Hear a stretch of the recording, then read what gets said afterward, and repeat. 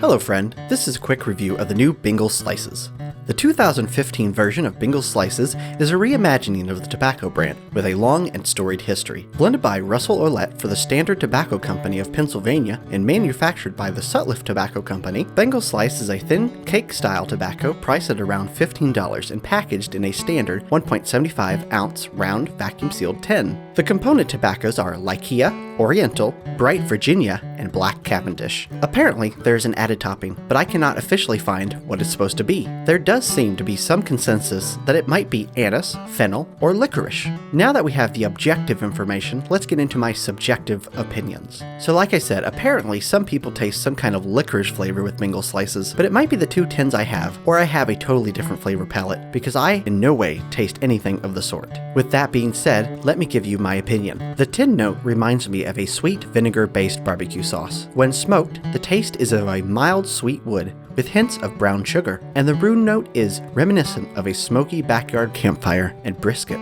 I really enjoy the flavors of Bengal Slices. Its aroma and taste transport me to a backyard summer barbecue. The Lycia and Oriental tobaccos are very forward in this blend. The Bright Virginias add a subtle sweetness, and the Black Cavendish help center and bring everything home. This is truly a tasty blend. A bit of an addendum. After some research, it has come to my attention that anise, fennel, and licorice are sometimes used in barbecue sauce. So, I probably am tasting the added topping, but comparing the whole flavor profile to that of sweet barbecue sauce is still a fair description. While the flavor of Bengal Slices is outstanding, there are a few things about this blend that sadly hampers my enjoyment. As a crumble cake, it is very important that you rub out the tobacco into loose form before packing. And while I know this is a given, this tobacco seems to have a very fine powder. I believe it is the topping, and this powder is quite unpleasant in the mouth and can clog filters very quickly. After experimentation, I found the powdering can be lessened by sprinkling in a small dish than packing the pipe, but results tend to vary. Also, because the tobaccos are compressed, the tobacco extends dramatically when lit and results in a restricted airflow. This can be mitigated by filling the pipe only halfway and tamping very gingerly. These are all factors that can be easily mitigated with proper attention. Functionally, Bengal Slices is a quality tobacco. I would rate it as having a low nicotine content. However, like any tobacco, it can sneak up on you. Also, I experienced very little tongue bite with this tobacco, and I have a tendency to burn hot and heavy, but sometimes the dust could kick in and I found myself sucking a little bit harder than necessary, causing a bit of a burn, but a cold glass of water was all I need to mitigate it. Overall, Bengal Slices had a good smoking quality. I would consider Bengal Slices to have a bit of an old-fashioned and vintage taste. It is a great example of what I would call a fancy working man's pipe tobacco. It had enough going on that the tobacco is interesting, but never overwhelming. It's not one that I will rebuy when my two tins are gone, but I am really glad that it has been reintroduced to the market, and overall, the new Bengal Slices is a very enjoyable blend. It has an amazing flavor, but is hampered by some of its mechanics. I will give it an overall rating of 7 out of 10. I hope this review was helpful, and if it was, why not drop a like? If you have any questions, feedback, or insights, feel free to let me know in the comments below. I'm Kordan, K29, and remember, have yourself an excellent day.